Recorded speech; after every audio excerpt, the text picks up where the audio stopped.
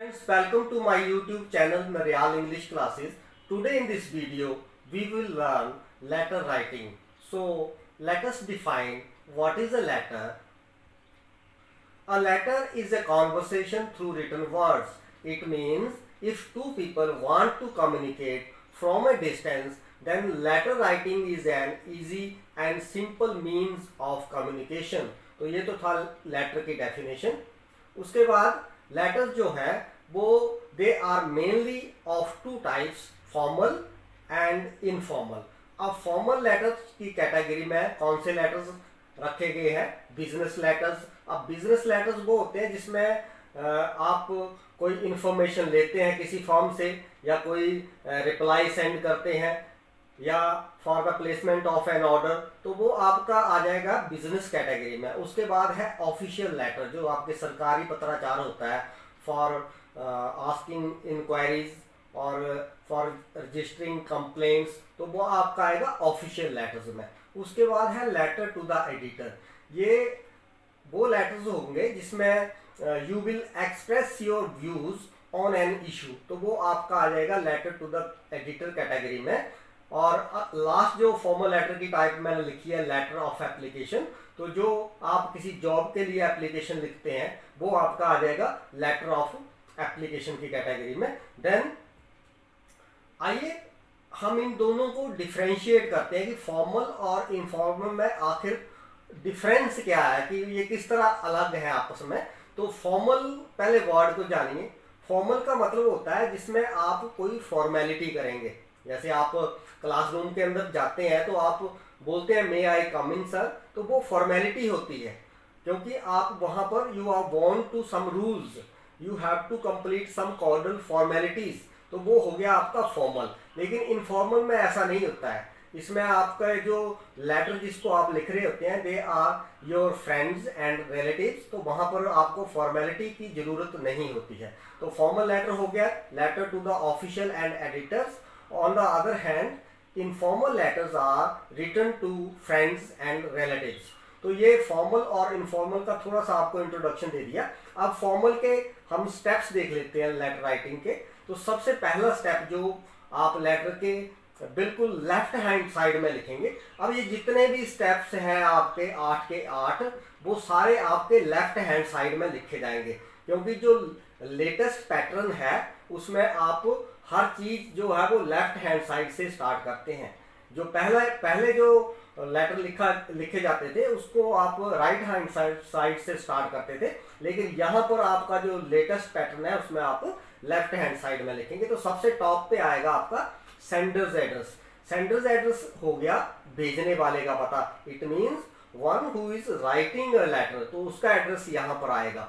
लेकिन sender's address में आप एक चीज का विशेष ध्यान रखेंगे, और वो है आप अपना नाम बिल्कुल नहीं लिखेंगे. क्यों नहीं लिखेंगे इसमें नाम अपना? क्योंकि नाम आपका सबसे बॉटम में आएगा. ये जो मैंने स्टेप 8 लिखा है, इसलिए एड्रेस में आपका नाम नहीं लिखा जाता है. एड्रेस में आप कौन सी चीज मेंशन करते हैं? जो आपका प्लेस होगा या जो भी अदर रेलेवेंट इंफॉर्मेशन है एक्सेप्ट नेम, तो ये आपका आएगा सेंडर्स एड्रेस में. उसके बाद आप डालेंगे डेट. ये दूसरा स्टेप रहेगा आपका. और तीसरा स्टेप रहेगा आपका रिसीवर्स एड्रेस. रिसीवर्स एड्रेस हो गया एड्रेस ऑफ द रेसिपिएंट. जिस व्यक्ति को आप पत्र लिख रहे होंगे उसका एड्रेस होगा रिसीवर्स एड्रेस, यानी कि प्राप्त करने वाले का पता. देन फोर्थ स्टेप है आपका salutation. Salutation mean to salute, यानी कि आप जो रिस्पेक्ट देने के लिए जो वर्ड यूज करेंगे, जैसे आप लिखते हैं रिस्पेक्टेड सर या डियर सर, वो आपका आएगा सैल्यूटेशन में. देन जो फिफ्थ स्टेप है वो है सब्जेक्ट. अब सब्जेक्ट लेटर का बहुत ही इंपॉर्टेंट पार्ट होता है, और सारे का सारा लेटर का मैटर जो होता है वो सब्जेक्ट से पता चल जाता है. तो सब्जेक्ट आपका बिल्कुल ब्रीफ होना चाहिए. अगर मैं कहूँ कि सब्जेक्ट में 3 या 4 से ज्यादा वर्ड नहीं होने चाहिए, तो ये बिल्कुल सही होगा. तो सब्जेक्ट आपका 3 और 4 वर्ड, इससे ज्यादा नहीं आपने सब्जेक्ट लिखना है. देन सिक्स्थ स्टेप है आपका बॉडी ऑफ द लेटर, जो लेटर का मेन पार्ट होता है. तो बॉडी ऑफ द लेटर में आप सारा जो है वो कंटेंट डालेंगे जो सब्जेक्ट से रिलेटेड है। तो ये आगे मैं एक लेटर का एग्जांपल लेके डिस्कस करूंगा, वहां पर आपको पता चल जाएगा कि बॉडी ऑफ द लेटर कैसे लिखनी है। देन सब्सक्रिप्शन, सब्सक्रिप्शन ये स्टेप 7 है आपका। सब्सक्रिप्शन को हम कम्प्लीमेंट्री क्लोज भी कहते हैं। कम्प्लीमेंट्री क्लोज इसलिए बोलते हैं क्योंकि it is written after the end of the letter. तो जैसे आपने लेटर अपना कंप्लीट कर लिया है, then you take leave taking phrase, you write leave taking phrase, जिसको हम जैसे ये लिखा है योर्स फेथफुली, तो ये लीव टेकिंग फ्रेज है, तो ये आप लिखेंगे। और then at last you will put your signature down the subscription. ये जो योर्स फेथफुली लिखा है इसके नीचे आप डालेंगे अपना नाम। तो नाम में आप इनिशियल नहीं लिखेंगे, कंप्लीट नाम लिखेंगे, पूरा नाम इसमें आप डालेंगे। ये तो था फॉर्मल लेटर के बारे में। तो ये 8 स्टेप आपने बिल्कुल ध्यान से इनको फॉलो करना है। अब इनफॉर्मल और फॉर्मल में डिफरेंस क्या है, ये 8 में से 6 स्टेप्स तो फॉर्मल में इनफॉर्मल में भी लिखे जाएंगे, लेकिन डिफरेंस कहाँ है, इनफॉर्मल में आप रिसीवर्स एड्रेस नहीं डालेंगे। ये कृपया आप नोट कर लें इस बात को कि इनफॉर्मल लेटर में आप लोग रिसीवर्स एड्रेस नहीं डालेंगे। उसके बाद आपका जो सब्जेक्ट है वो भी आपने इनफॉर्मल में नहीं डालना है। ये गलती आपने इनफॉर्मल लेटर लिखते वक्त नहीं करनी है। तो ये दोनों के बीच डिफरेंस है। एक और मेन डिफरेंस है इसका कि जो आपका सैल्यूटेशन है यहाँ पर, जैसे फॉर्मल में तो आप लिख रहे हैं डियर सर या रिस्पेक्टेड सर मैडम, लेकिन सैल्यूटेशन जो आपका इनफॉर्मल में होगा उसमें आप क्योंकि अपने फ्रेंड या रिलेटिव्स को लिख रहे होते हैं, तो यहाँ पर आप उनका नाम मेंशन कर सकते हैं, जैसे डियर रमेश, डियर दिनेश, तो इस तरीके से आप नाम मेंशन कर सकते हैं। जबकि फॉर्मल में ऐसा आप बिल्कुल नहीं कर सकते। इनफॉर्मल आप अपने नॉन को लिख रहे होते हैं, यानी कि जो आपका परिचित है उसको लिखते हैं, और जो फॉर्मल है ये आप अपने जो अननोन होते हैं या जो डिग्निटरीज हैं, रेस्पेक्टेबल पर्सन है, उनको आप लिखते हैं। तो ये हो गया फॉर्मल और इनफॉर्मल के बीच डिफरेंस। तो आइए एक फॉर्मेट इसका देख लें ताकि बिल्कुल क्लियर हो जाए आपको। तो हम फॉर्मेट डिस्कस कर रहे हैं फॉर्मल लेटर का। 8 स्टेप मैंने आपको पहले बताए, इस तरीके से आप 8 स्टेप्स जो है वो यहाँ पर डालेंगे। अगर आप चाहें तो वीडियो पॉज करके ये फॉर्मेट देख सकते हैं। तो मैंने ये 8 के 8 जो स्टेप हैं उनको एक एक लाइन से सेपरेट किया हुआ है। तो आपने भी जब ये स्टेप्स लिखने हैं तो बीच में एक लाइन का गैप जरूर छोड़ना है। तो ये है आपके 8 स्टेप। और अब इस फॉर्मेट को हम अच्छे तरीके से समझेंगे एक एग्जाम्पल के साथ। लेकिन पहले ये जो मैंने लिखा ना कॉम्प्लीमेंट्री क्लोज, ये बहुत ही इंपॉर्टेंट पार्ट है लेटर राइटिंग का, क्योंकि कॉम्प्लीमेंट्री क्लोज का मतलब होता है जहां पर आपका लेटर समाप्त हो जाएगा तो उसमें आप जो वर्ड लिखेंगे लीव टेकिंग फ्रेज जिसको मैं बोल रहा हूँ, तो वो कौन सी फॉर्मल में कौन सी यूज करनी है और इनफॉर्मल में कौन सी करनी है, ये ध्यान रखना बहुत जरूरी है। अब मैंने कहा कि फॉर्मल लेटर जो है वो आप अपने अननोन को लिखते हैं, और इनफॉर्मल जो है वो आप अपने रिलेटिव्स और फ्रेंड्स को लिखते हैं। तो फॉर्मल में आप डालेंगे योर्स फेथफुली या योर्स ट्रूली। ये जब आप किसी ऑफिसर्स को लिख रहे होते हैं तो आप ये वाले जो कॉम्प्लीमेंट्री क्लोज है फॉर्मल लेटर में डालेंगे। और जो स्टूडेंट्स हैं वो लास्ट में योर्स ओबीडिएंटली लिखेंगे। ये स्टूडेंट्स के लिए जब वो अपना कोई लेटर या एप्लीकेशन लिख रहे होंगे अपने प्रिंसिपल को या किसी और को, तो वो कॉम्प्लीमेंट्री क्लोज अपने लिए डालेंगे योर्स ओबीडिएंटली। और ये तो था फॉर्मल लेटर के बारे में। और इनफॉर्मल में आप लिखेंगे योर्स सिंसियरली। अब इनफॉर्मल की जो कॉम्प्लीमेंट्री क्लोज है इसको आप ऊपर यूज नहीं कर सकते, योर्स अफेक्शनेटली या योर्स लविंगली। तो ये आप तब लिखेंगे जब वो आपका व्यक्ति जो है वो नॉन है और आप उसको इनफॉर्मल लेटर लिख रहे हैं। तो ये तो था कॉम्प्लीमेंट्री क्लोज के बारे में, जो कि बहुत ही इंपॉर्टेंट चीज है। अब आपको मैं एक क्वेश्चन के माध्यम से बिल्कुल ये क्लियर कर दूंगा कि फॉर्मल लेटर लिखना कैसे है। ये एग्जाम्पल है आपके पास, यू आर साहिल उब्लिक Nandini of 15 Nehru park Mandi, write a letter to the post master of your city complaining about the irregular delivery of your letters. अब ये लेटर का क्वेश्चन आपके सामने है।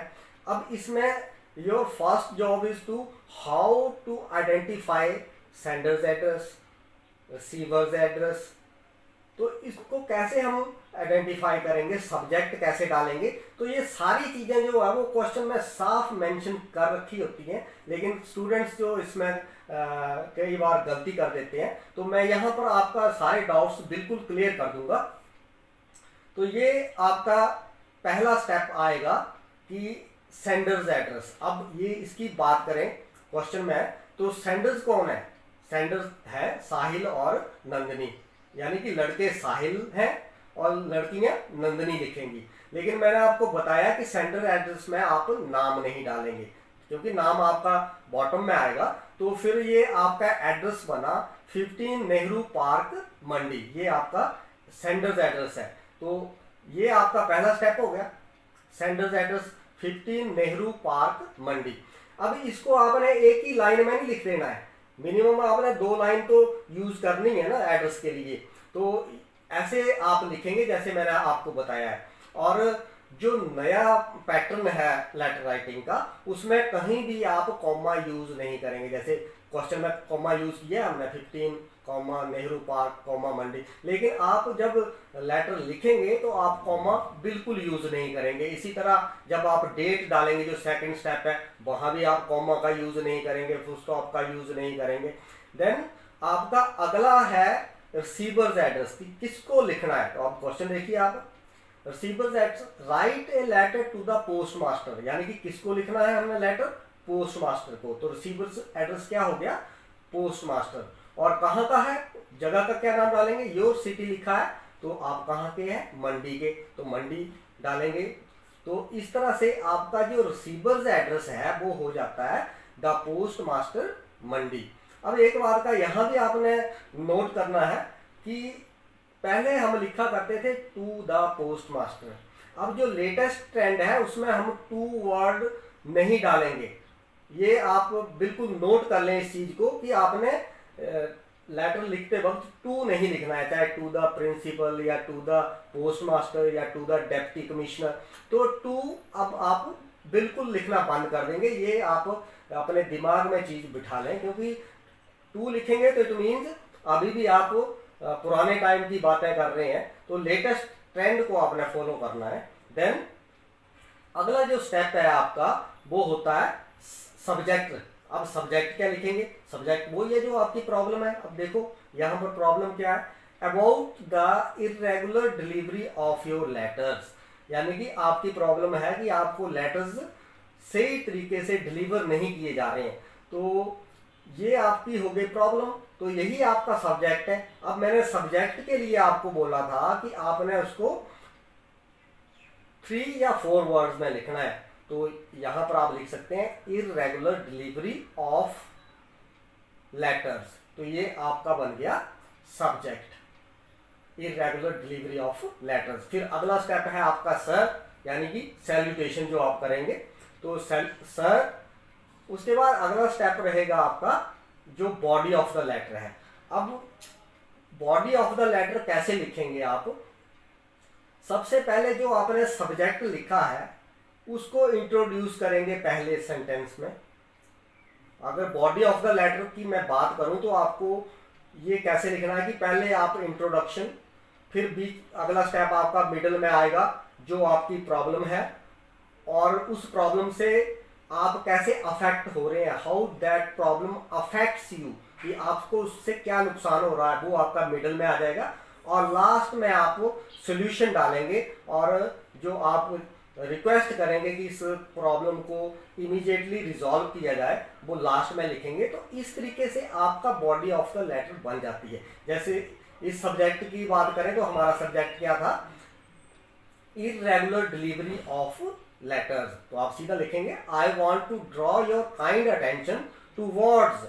ये अब सभी जो लेटर हैं, चाहे कोई भी प्रॉब्लम होगी आपकी, चाहे पुअर वाटर सप्लाई हो, चाहे इलेक्ट्रिसिटी की प्रॉब्लम हो, चाहे poor law and order situation हो, तो सारा आपका ये एक सेंटेंस पैक्ट हो गया कि I want to draw your kind attention towards के बाद जो भी आपका सब्जेक्ट होगा वो लिखेंगे। जैसे यहाँ पर सब्जेक्ट था the problem of irregular delivery of letters, तो वो आपकी हो गई।